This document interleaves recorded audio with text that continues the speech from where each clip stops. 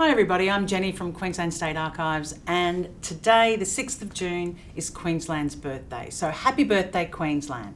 Today I've got with me Liz from Preservation and Michelle from Access Services, and we're going to talk about this document here that is Queensland's birth certificate and why it's so important.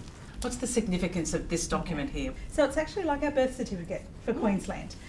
So it's the document that enabled Queensland to be established as a separate colony to New South Wales. So that happened in 1859, but there are a couple of really important dates for that year. One is the 6th of June, so our Queensland Day, and that's the day that Queen Victoria actually signed the letters patent to enable Queensland to become its own separate colony. But we do have a second important date as well, which is the 10th of December, and that's the day the proclamation was actually read out to the people of Queensland. So the 10th, what happened on the 10th of December? Why was it read out that day? Why was it not read out on the 6th of June? After Queen Victoria signed the letters patent in June, Sir George Bowen brought them back to Australia with him. So he's our first governor? He became our first governor. On the 10th of December, he actually took his oath with the Supreme Court Judge, Justice Lutwich, and after that became the first governor of Queensland.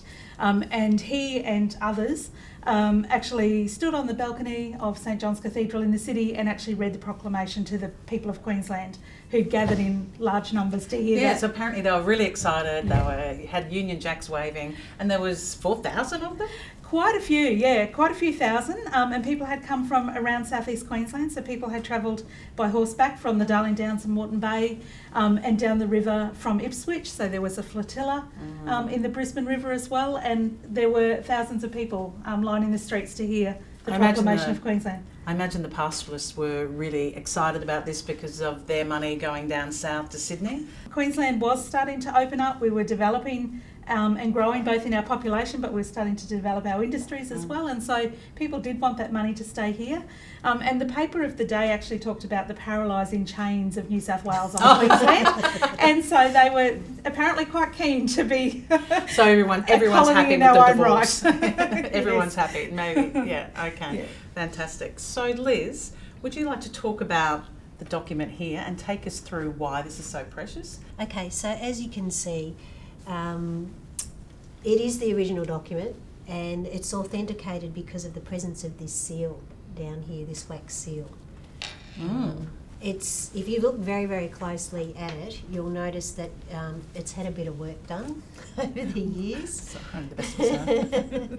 But I mean, considering where it's been and its sort of its story, its journey so far, it's actually held up pretty well.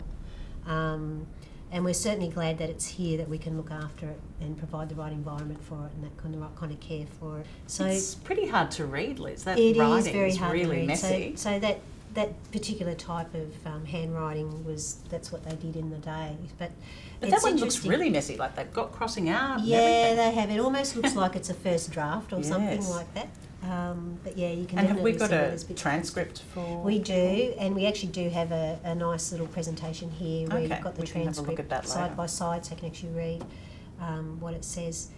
The paper itself, as you can see, if you look really closely, there's a few repairs and things. It's been folded. Originally, the paper itself was taken out of what we think was taken out of a register or a book, because back in the day they didn't have a lot of paper supply. So it's pretty precious. Yeah, it was a pretty rare commodity. It wasn't like you could go down to Officeworks and get yourself a ream of paper sort of thing. So, talk to me about inherent vice, and what I know that's a preservation term. What does that mean? Yeah, so it is a term that we use in preservation. It's what we call one of the agents of deterioration. But it basically, if you think sounds about like a Marvel comic. it does. Conservation to the rescue. So the ink, it's not uncommon for the period actually, but it has some major problems in terms of its archival quality. It's called iron gall ink.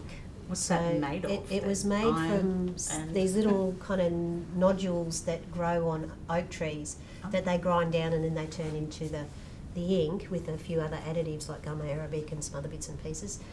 And unfortunately, without going into too much detail on the reactions, what happens is it's got a lot of iron in that concoction, and what happens almost immediately is that it reacts with the air in the oxygen in the air, and it forms rust.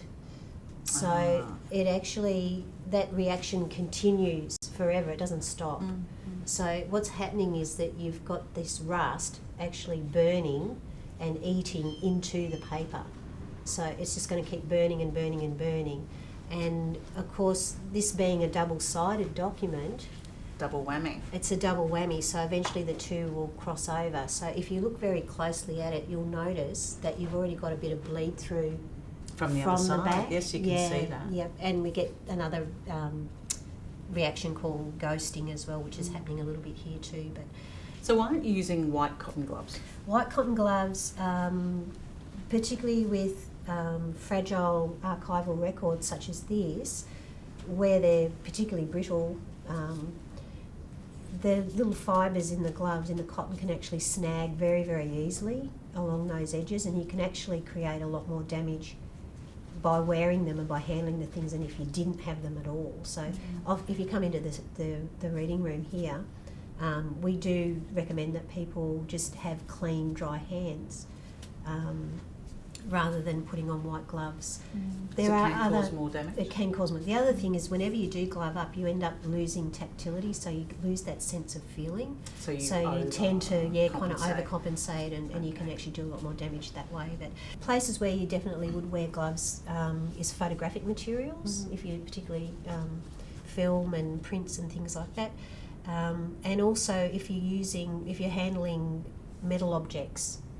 Like the Melbourne Cup. Like the Melbourne Cup, that's exactly right. So, but that's for a different reason. That's because particularly something like silver or a highly polished surface, any kind of metal surface, as soon as you put your finger on that surface, all the oils and acids in your finger will actually etch into the metal, and you'll never be able to get that out. And the same thing actually happens with our photographic materials as well. Imagine those shields and those statues held up by the footballers after playing a game, and it gets passed around and all that sweat and grime all over the statue. That must just make you feel very anxious. It's like when you carry your phone around all day, and by the end of the day you look at the phone and you go, oh my goodness, it's pretty manky looking. So if you think about an archival record, being handed around to, 300 people in its lifetime, imagine that it was like a mobile phone, how manky it would be by the end. Yeah, so that's not good. So clean, dry hands is the key thing there. Michelle, I can see some autographs on this piece of paper. So can you explain who they are and what they were there for? So so if we look right at the bottom of this page, the very last line on this page actually says God Save the Queen. Yay! But immediately above that is the signature of a gentleman, the signature there is R. Herbert, but R. Herbert was Robert Herbert, so he was described as a brilliant young scholar from the UK, and he actually came out to Queensland with Sir George Bowen. He served as Colonial Secretary here in Queensland. So after our first election as Queensland in 1860, he was actually elected as our first Premier in Queensland. So that's 1860, we got our first Premier. Yes. And had our first Parliament. When Robert Herbert became our first Premier, he was only 28 years old. So presumably quite an ambitious young man. What have I been doing with my life? Yes. Okay, so is there any other... so this actually has some dates on it, doesn't it? So this talks about, on the front side of it, talks about the 6th of June, which is when we celebrate Queensland Day, and then this was actually read out on the 10th. There are two different occasions with why don't we celebrate twice a year? Yeah, two public holidays, there you go. 322. But yeah, both days were important to our history, and they're both part of the story, but they were dates celebrated for different reasons. Fantastic. Yeah. Thank you very much, Michelle. Thank you, Liz. Thanks for your time. It's really fantastic. And we'd like to wish you all Happy Queensland Day. Happy Queensland Day.